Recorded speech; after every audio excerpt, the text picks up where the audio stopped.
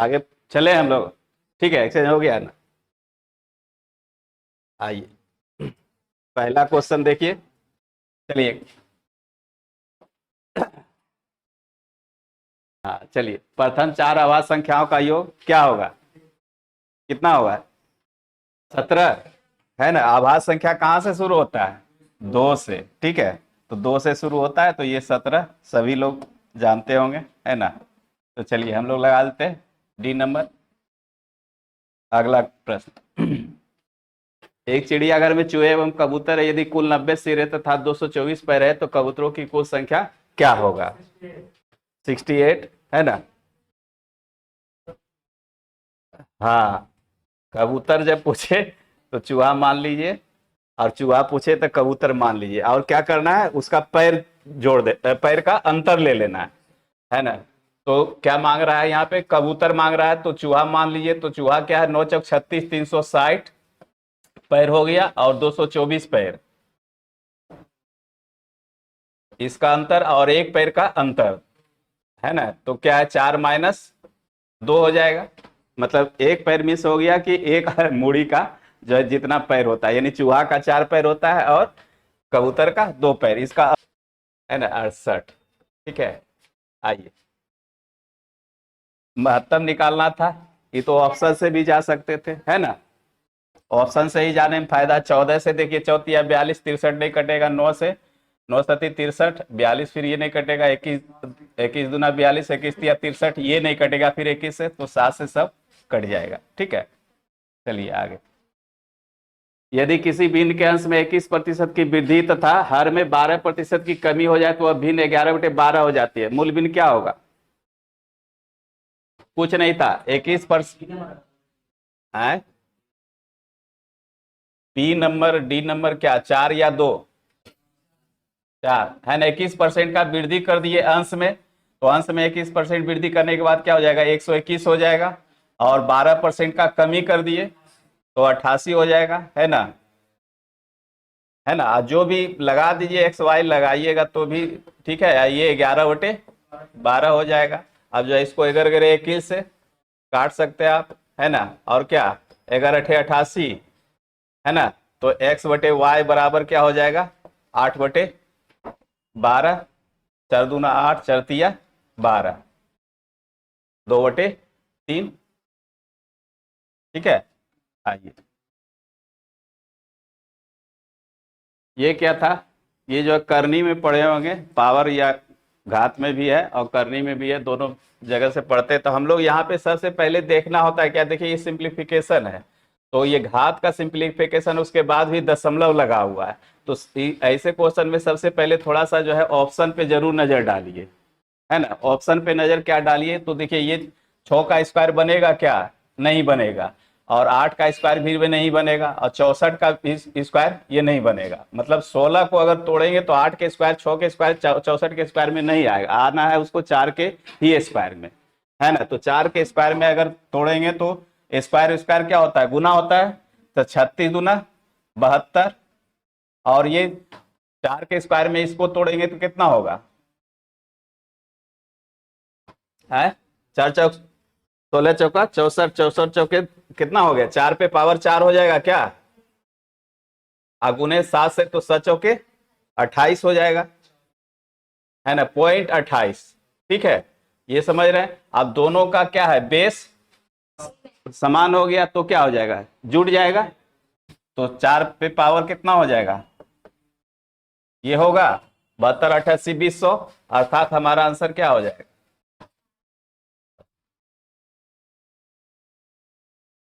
ठीक है, आइए। एक्स, एक्स किसी काम का 1/4 भाग 10 दिन में कर सकता है ना। और उसके बाद क्या है, वाई उस काम के 40% को 40 दिन में कर सकता है। जेड उस काम के 1/3 भाग 13 दिन में कर सकता है। तो कौन काम को सबसे पहले पूरा करेगा? ये कुछ नहीं है, बेसिक कॉन्सेप्ट है टाइम एंड वर्क का। जैसे कोई भी व्यक्ति 1/4 भाग 10 दिन में करेगा, समझ रहे हैं ना। 1/4 का मतलब क्या होगा? एक से कम काम कर रहा है। तो समझ लीजिए कॉन्सेप्ट इसमें क्या है, 1/4 भाग कोई काम करेगा तो एक से कम काम कर रहा है, तो पूरा काम अगर कराएंगे तो क्या होगा? दिन अधिक हो जाएगा, है ना।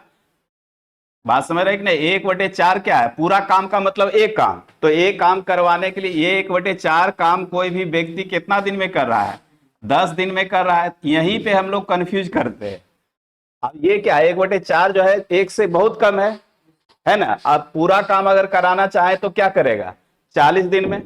यहाँ पे यूनिटरी मेथड में नहीं जाए, सीधा सीधी हम लोग ऐसे सोचिए जो है प्रैक्टिकल रूप से, कि कोई भी आदमी जो है 1/4 काम, तो एक से बहुत कम काम कर रहा है वो। अगर पूरा काम करावे तो स्वाभाविक है दिन अधिक लेगा। तो ये पूरा काम अगर करना चाहे तो क्या करेगा? 40 दिन में करेगा, है ना? और उसी तरह से इसको भी फ्रैक्शन बदल दीजिए, 40%, 2/5। 2/5 काम ये कितना दिन में कर रहा है? 40 दिन में। तो ये क्या है? पूरा काम अगर कराएंगे तो क्या होगा, है ना? उलट जाएगा। तो 40×5 200, और 200 से भाग 2 कर देंगे, है ना?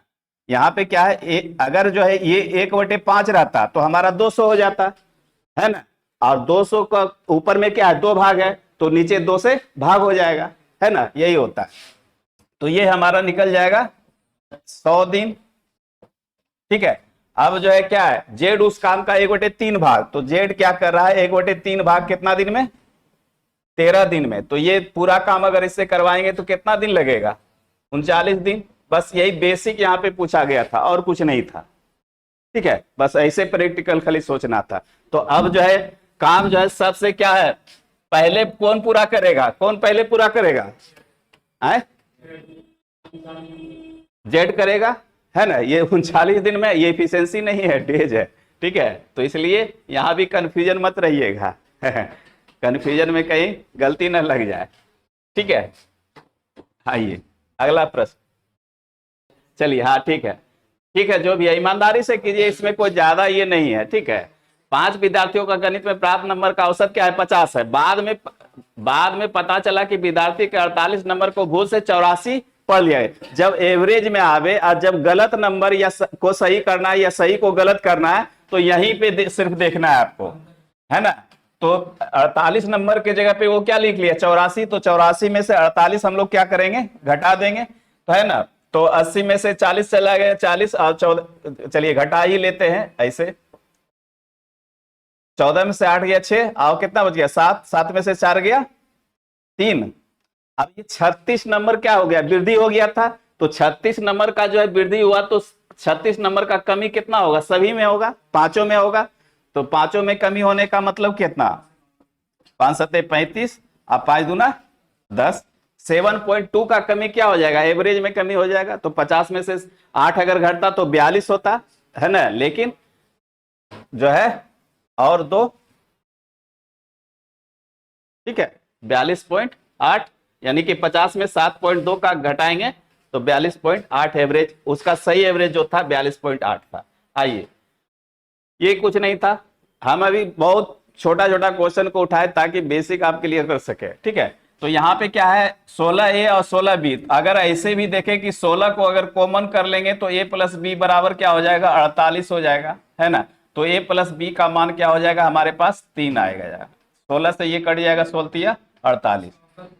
औसत पूछ रहा है, तो औसत को पूछ रहा है तो 3/2 कर देंगे, 2 संख्या है, तो हमारे पास 1.5 आ जाएगा। ठीक है, हाँ, प्रश्न पे ध्यान दीजिएगा, काहे कि जो है बना देते हैं सीधे आंसर आता है, हम लोग टिक करके निकल जाते हैं। अगला प्रश्न आइए। है, चलिए, ये क्या कहता है? 36 नारंगी बेचने पर विक्रेता को 4 नारंगी के विक्रय मूल्य के बराबर नुकसान होता है। तो नुकसान कितना हो रहा है? 4 नारंगी, और 36 बेचने पर, तो खरीदे कितना होंगे? 4 अगर नुकसान हुआ होगा तो 40 हम लोग खरीदे होंगे, है ना? अगुना 100 से, तो ये 4 दे 40, 10 दे 100, अर्थात 10% का हमको नुकसान हुआ होगा, है ना? मतलब कहने का मतलब 4 नारंगी नुकसान हुआ, तो 36 हम जब बेच रहे हैं तो 40 हमने खरीदे होंगे, तभी 4 का नुकसान होगा। चलिए अगले प्रश्न। अगला प्रश्न है, आपको वर्गमूल निकालना है ना? तो ये हमारा क्या है, पहले देखिए होता क्या है, वर्गमूल में हमेशा जोड़ा बनाते हैं, तो दशमलव के बाद जो है हमेशा वो जो भी आएगा संख्या जोड़ा में आएगा। तो यहाँ पे सबसे पहले ये 4 अंक के बाद दशमलव है, इसको भूल जाइए। तो 64 का वर्गमूल कितना होगा? 8 होगा।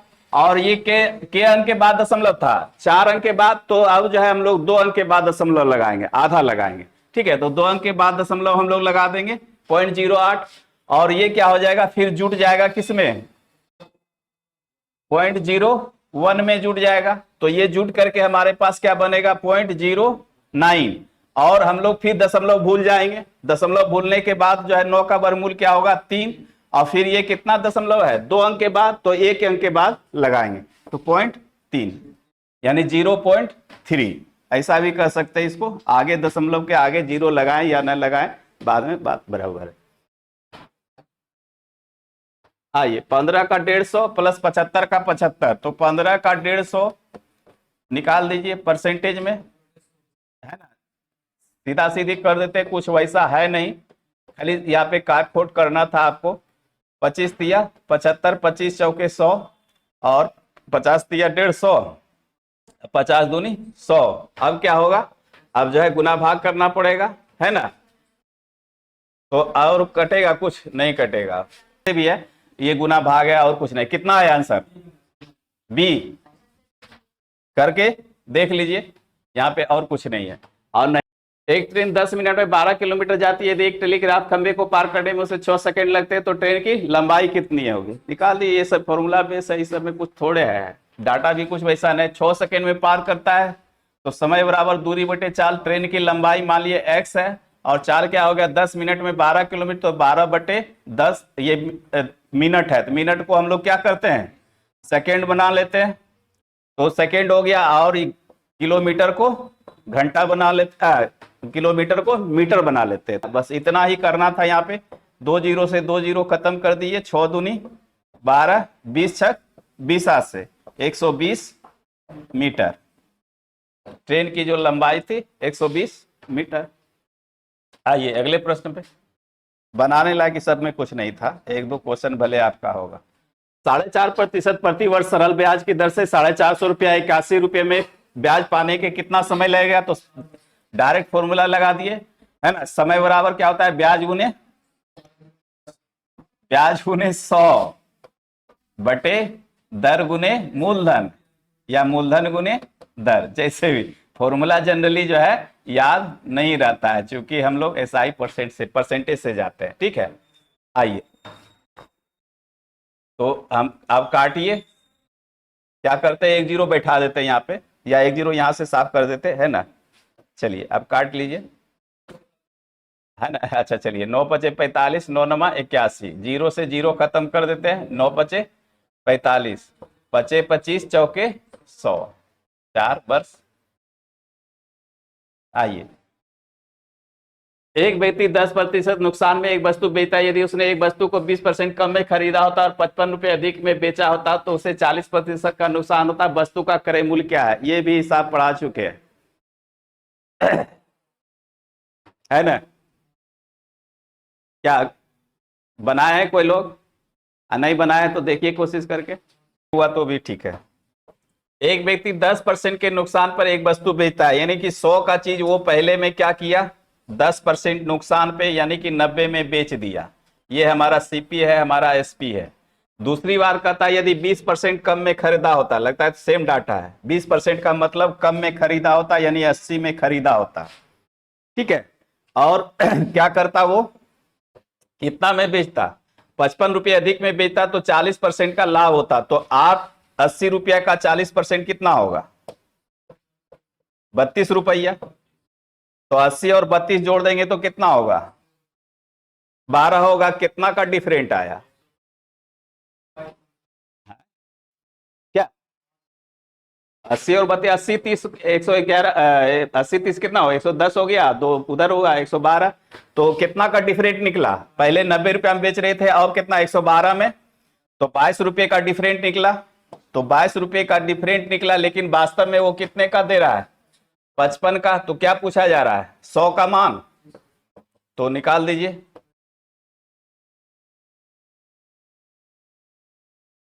एगार दूनी 22, 2 50, 100, 5 पचे 25, 250, यानी कि उसका क्रय मूल्य जो था 250 रुपये। बस इतना ही कॉन्सेप्ट होता है इसमें। यही हिसाब लगता है, सेम डाटा का होगा हमको लगता है। ये बहुत अच्छा पैटर्न है, हमेशा आते रहता है।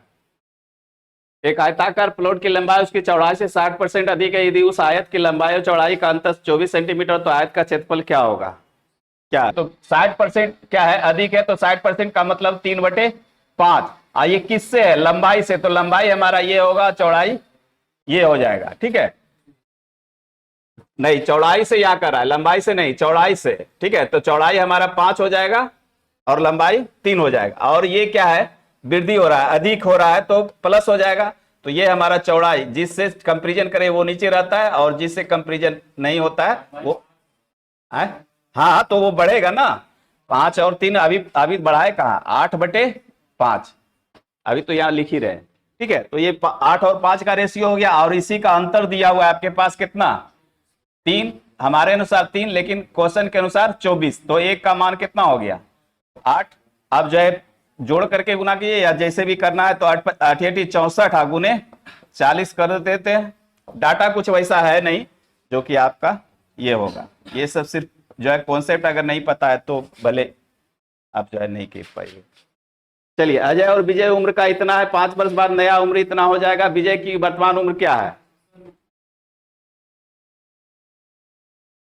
क्या समझ में नहीं आया? तो 1 का मान इतना हो गया ना, तो 8 का मान कितना होगा, 5 का मान कितना होगा, 8 का मान 8 गुने 8 करेंगे ना, 64। ये रेशियो में है ना, बात समझ में आया कि नहीं? ये 8 और 5 लंबाई और चौड़ाई का अनुपात निकला ये। तो 3 अंतर में कितना आया, 3। तो 3 का मान 24 दिया हुआ है, तो 1 का मान हमारा रेशियो से 8, तो लंबाई कितना निकलेगा? चलिए लिख ही देते हैं यहाँ पे। लंबाई बराबर कितना है, 8 रेशियो में, तो 8 गुना 8 हो जाएगा, 88 64। और चौड़ाई अपने पास क्या निकल के आएगा, ये चौड़ाई रेशियो में 5 है, तो 1 का मान 8 है, तो 8 पचे 40। क्षेत्रफल बराबर क्या होता है, लंबाई गुने चौड़ाई। तो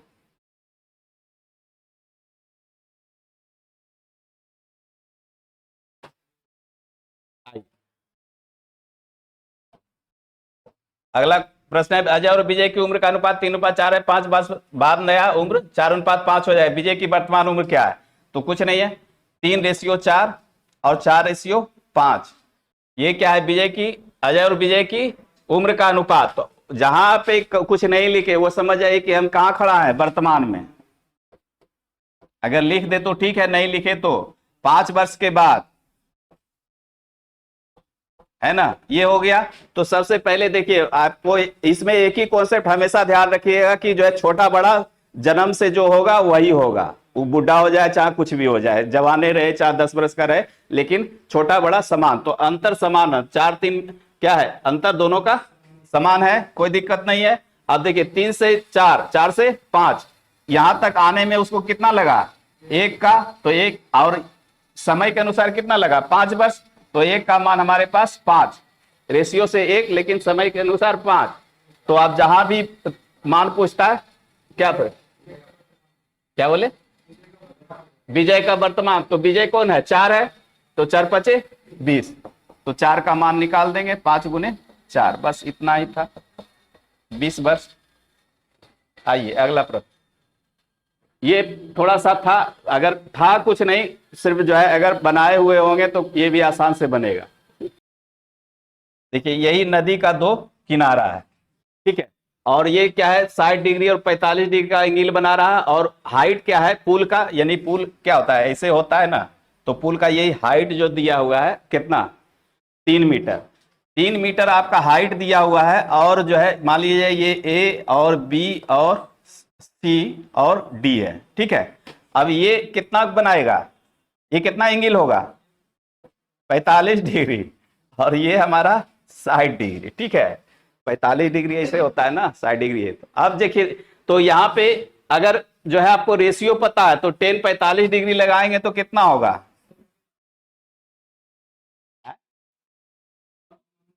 कुछ अवनमन कौन है, तो उसी का उल्टा तो उन्नयन का अवनमन होता है। उससे क्या, उन्नयन का मतलब क्या हुआ, देखना, हाँ, अवनमन उसी का रिवर्स, तो रिवर्स बनता है तो वही चीज है, अवनमन रहे या उन्नयन रहे तो कोण तो वही बनाएगा। जैसे ये हम लोग यहां से देख करके यहां बनाते हैं तो कोण यहाँ पे बनेगा ना, आईसी का जस्ट उल्टा क्या बनेगा, यहाँ पे बनेगा कि नहीं, तो वही चीज तो होता है, जेड आकार का बनता है ना।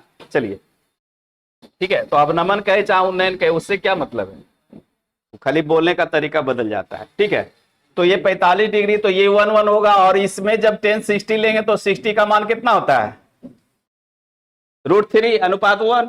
तो बस इतना ही तो करना था, तो √3 अनुपात 1 ये होगा P/B। तो अब जो है ये पूछा क्या जा रहा है, इसी का मान, यही है ना, नदी की चौड़ाई। तो नदी की चौड़ाई क्या होगा, यहां से यहां तक और यहां से यहां तक, दोनों मिल जाएगा तो चौड़ाई बन जाएगा। या ये रेशियो आप नहीं समझ पाते तो आप लगा दीजिए 10 45 डिग्री, तो 10 45 डिग्री बराबर पी, यहां पे इस एंगल में, इस कोण में, तो क्या हो जाएगा, P/B होता है ना, तो बोलिए, तो P क्या हो गया, BD बटे CD या DC CD जो भी बोलते हैं, है ना। तो 45 डिग्री का मान कितना, 1, और ऊंचाई अपना कितना दिया हुआ है, 3 बटे CD। एक कैसे होगा, अभी रेशियो हम नहीं ले रहे हैं, यहां तो डायरेक्ट बना रहे हैं, रेशियो रहता तब तो वही निकाल लेते रेशियो से कंपेरिजन करके। ठीक है, तो यहां CD का मान कितना निकल गया, 3 निकल गया। अब 10 60 डिग्री में आइए, तो 10 60 डिग्री में जब आएंगे, 60 डिग्री लगाएंगे तो फिर P/B, तो मतलब BD बटे AD। तो BD का मान कितना, 3, और इसका मान कितना, √3, अब बटे AD। जब AD निकालेंगे तो कितना होगा, 3 बटे √3, AD इधर जाएगा। ठीक है, तो 3 को हम लिख सकते हैं, यहीं पे कर देते हैं, आएगा। ठीक है, तो AD का मान कितना निकला,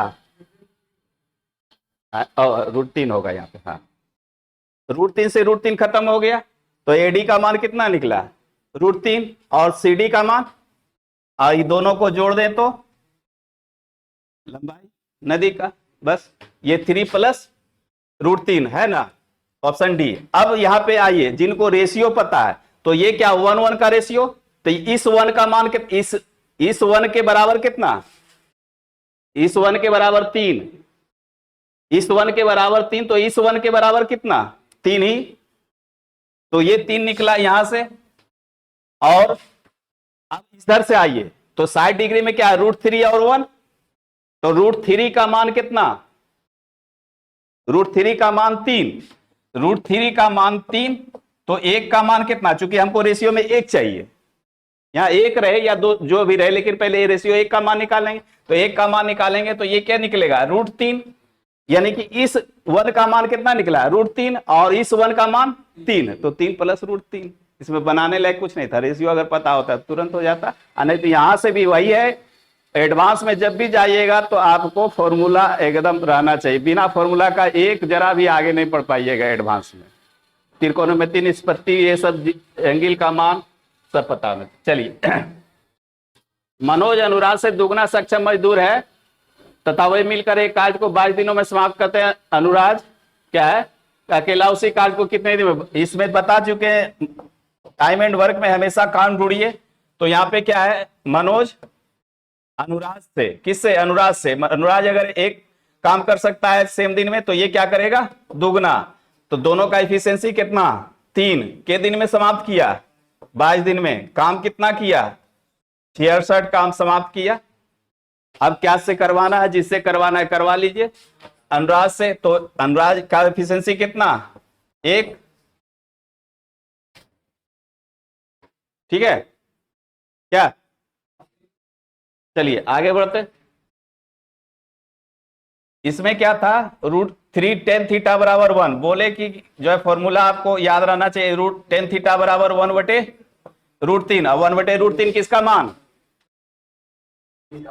है, 30 का मान, तो 10 30 का मान 10 30 लिखना होगा ना, √3 बराबर 10 30 डिग्री, तो cos 2 थीटा का मान अपने पास आ गया, थीटा का मान, तो cos 2 theta cos 60 degree direct लिख देते हैं, कितना, ठीक है। आइए, ये तो ठीक है, ये तो मतलब सबसे नीचे वाला हिसाब है। 5 3 8 7 15, 180/15 है ना। तीनों कोनों का योग कितना होता है, 180 डिग्री, तो तीनों का अनुपात में दिया हुआ है 15, 180 डिग्री। आप क्या पूछ रहा है, बड़ा कोण, तो बड़ा कोण जिसका अनुपात में मान बड़ा होगा वही होगा। 15 का 15, 3 18, 15 दूना 30, 12 84। आप लोग भी बोलिएगा, अगर नहीं समझ में बातें आएगा तो बोलिएगा, ठीक है। बस इतना ही है। आगे 4% चक्रवृद्धि ब्याज की दर से उधार दिया गया, कितना, 4500 रुपया 2 वर्ष बाद, तो 2 वर्ष के लिए कितना हो जाएगा CI%, 4 दूना 8 और 4 चक 16, मतलब कितना हो गया, ठीक तो है, 8.16%। CI% 8.16% हो गया, तो मूलधन हमारा कितना है, 4500 यानी 100%। और चाहिए कितना, CI चाहिए ना, गुना भाग कर दीजिए, दशमलव से 2 जीरो हटा देते हैं। अब जो है कटेगा, अच्छा एक बार कितना से काटते हैं, यहां पे 10 रहना चाहिए, तो हम लोग करते हैं क्या, 5 दूनी 10 20 है ना, 5 नमा 45, और यहां पे चूंकि साफ नहीं कटेगा, दशमलव है, 10 रहने देते हैं, तो 2 दह 20, 2 से काट देते हैं, 2 चौके 8, 2 अठी 16, 9 से काट दे, गुना कर दिए तो 72 और 36, एक अंक के बाद दशमलव, ठीक है। आइए,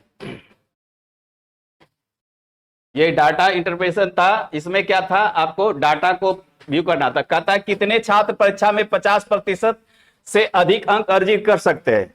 देखिए, तो इसमें सबसे पहले सबको जोड़ना पड़ेगा, और नहीं तो, हाँ ठीक है, एक नजर अगर आप जो है इस पे लगाइएगा, तो 50% का मतलब क्या हुआ, जो भी उसका पूर्णांक है उससे आधा होना चाहिए।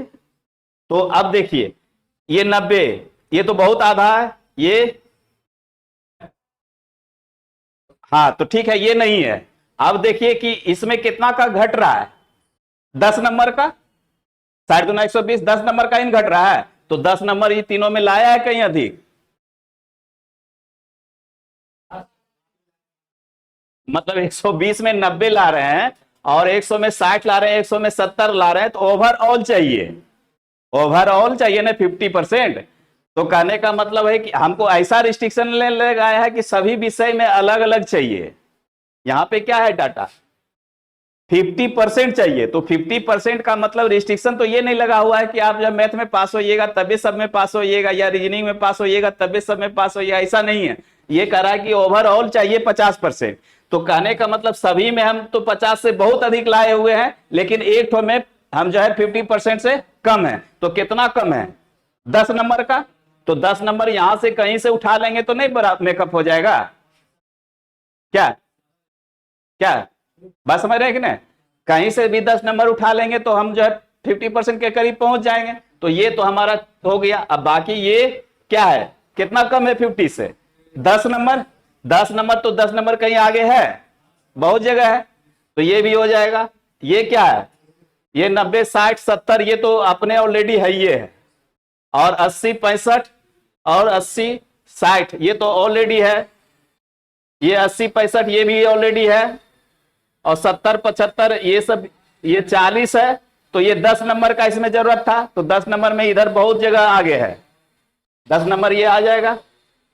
और ये क्या 65 हो गया, तो 65 हो गया, तो ये 5 नंबर यहाँ पे अधिक है, और ये सभी जगह यहां भी अधिक है, यहां भी अधिक है। यहां घट कितना रहा है इसको, 35 5 40 20 60, 25 नंबर घट रहा है, तो 5 नंबर यहां से ले लेंगे, और इसमें 50 कितना हो गया, 20 27 नंबर चाहिए, यहां से 27 5 32 नंबर, 32 नंबर है, यहां भी अधिक है, तो ये भी 50 से अधिक हो गया है ना। यहां जोड़ने का नहीं है, बिना जोड़े हुए भी क्वेश्चन को हम यहाँ पे दे सकते थे। ठीक है, तो इसलिए सातों का सातों। अगला प्रश्न, जिस छात्र ने सबसे कम अंक प्राप्त किए उसका नाम। अब यहां पे है कि कम वाला है तो अब आपको जोड़ के बताना पड़ेगा, है ना। यहाँ पे कम अंक है तो ऐसे आपको डिसीजन नहीं कर पाएंगे जब तक जोड़ेंगे। चलिए जोड़ देते हैं। 270, 250। अब देख लीजिए कौन कम है, तो सबसे कम कौन लाया, जॉर्ज। तो जॉर्ज लगा दीजिए, बस यहाँ पे यही था, और कोई इसमें ज्यादा लॉजिक नहीं है, आप जोड़ना ही पड़ेगा, कोई उपाय नहीं। ऐसी जोड़कर आपको आगे काम कर जाएगा। यहाँ पे प्रथम कौन कक्षा में कुल प्रतिशत के हिसाब से परीक्षा में प्रथम स्थान रहा, तो प्रथम स्थान तो जो सबसे अधिक लाया है परसेंटेज भी उसका वही होगा, क्योंकि फुल मार्क्स सभी का सेम है ना। तो सबसे अधिक नंबर कौन लाया, चिराग, तो फर्स्ट वही रहा होगा परसेंटेज के हिसाब से, चिराग फर्स्ट रहा। आइए अगला क्वेश्चन, आइए अब अगला क्वेश्चन है, गांधी मैदान के किताब प्रदर्शनी मेला के अंदर जाने की टिकट 1 रुपया थी, कारण बाद में यह दर 25% घट दी गई, जिससे टिकटों की बिक्री शायद 20% अधिक हुई। प्रदर्शनी में आने वालों की संख्या में प्रतिशत वृद्धि ज्ञात करें। ये क्वेश्चन आर्मी का ही है और एसएम या गुड्स गार्ड में पूछा है, बहुत अच्छा क्वेश्चन है। ठीक है, लिखा है मैदान के किताब में प्रदर्शनी मेला के अंदर जाने की टिकट 1 रुपया, कारण बाद में यह इतना इतना अधिक या कम बेसी हो। तो प्रदर्शनी में जो आने वाला लोग है उसका जो है संख्या हम कैसे निकालेंगे, कैसे क्या करेंगे, इसका पहले लॉजिक आपको कॉन्सेप्ट पता होगा तब ना लॉजिक लगाइएगा। जैसे आप ऐसे होता है ना, आय बराबर क्या होता है, खर्च प्लस बचत, ये लॉजिक होता है। प्लस फिर उसी तरह से होता है क्या, मतलब जो है आप जो है खर्च बराबर क्या होता है ना, जो भी होता है एक्सपेंडिचर बराबर प्राइस इंटू कंजप्शन, है ना। तो उसी तरह से यहाँ पे भी कुछ लॉजिक होगा ना, कुछ कॉन्सेप्ट होगा ना, तब भी ना आप हिसाब को ले जाइएगा। देखिए यहाँ पे क्या है, प्रदर्शनी मेला के अंदर जाने की टिकट, तो टिकट मूल्य है, एक चीज ये ध्यान में रखिए, और उसके बाद टिकट की संख्या, ठीक है, बराबर क्या हो जाएगा हमारा, ये रेवेन्यू जनरेट करेगा, होगा ना। चलिए करीब पहुंच गए। ठीक है, टिकट मूल्य इंटू टिकट की संख्या बराबर क्या करेगा, रेवेन्यू जनरेट करेगा। अब यहाँ पे ठीक है, तो पूछ रहा है, तो सर पूछ रहा है या प्रदर्शनी में आने वालों की संख्या, तो ये क्या होगा, तो यहाँ पे थोड़ा सा और ट्विस्ट है, टिकट की संख्या या दर्शकों की संख्या, बात बराबर। जितना टिकट कटेगा उतने ना मेरे पास दर्शक आएगा, कि बेसी आ जाएगा, नहीं आएगा। अब ये चीज समझ गए, तो इस पे क्या होता है, एक्सपेंडिचर बराबर प्राइस इंटू कंजप्शन, उसी का कॉन्सेप्ट यहाँ पे लग जाएगा। तो कॉन्सेप्ट लगा देंगे तो हमारे पास क्या आ जाएगा, बाद में यह दर क्या है 25% घट गया, तो मूल्य घट गया 25 से, तो यह 25% का 1/4, तो 4 से कितना हो गया, 4 से हमारे पास 3 हो गया। ठीक है, तो अब जो है यहाँ पे ये क्या हो गया, प्राइस इंटू टिकट की संख्या या दर्शक की संख्या, तो दर्शक की संख्या हमारे पास दिया हुआ नहीं है, ये मान हमारा यहां गुना होकर के क्या आना है, ये चीज नहीं दिया हुआ है। अब आय क्या होगा, तो आय में क्या हुआ 20% अधिक, तो 20 का मतलब क्या हुआ 1/5, तो 5 से क्या हो गया हमारा, 5 से 6 हो गया। अब देखिए, तो ये दोनों गुना करके 5 आना चाहिए, कॉन्सेप्ट हमारा यही कर रहा है, बात समझ रहे हैं कि नहीं।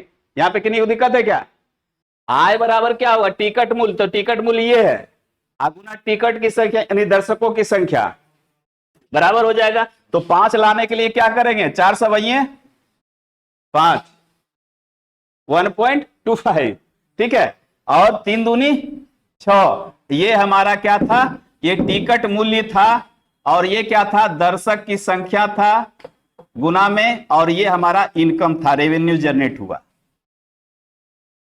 समझे, इतना ही ट्विस्ट था। तो था क्या मेन खेला यहां पे 4 सभी पास, है ना। अब जो क्या हुआ, वृद्धि की कमी, वृद्धि हुआ, क्वेश्चन भी वृद्धि मांग रहा है, सही जगह पे हम जा रहे हैं। ठीक है, कितना का वृद्धि 0.75 का, कितने पे 1.25 पे, तो 100 पे कितना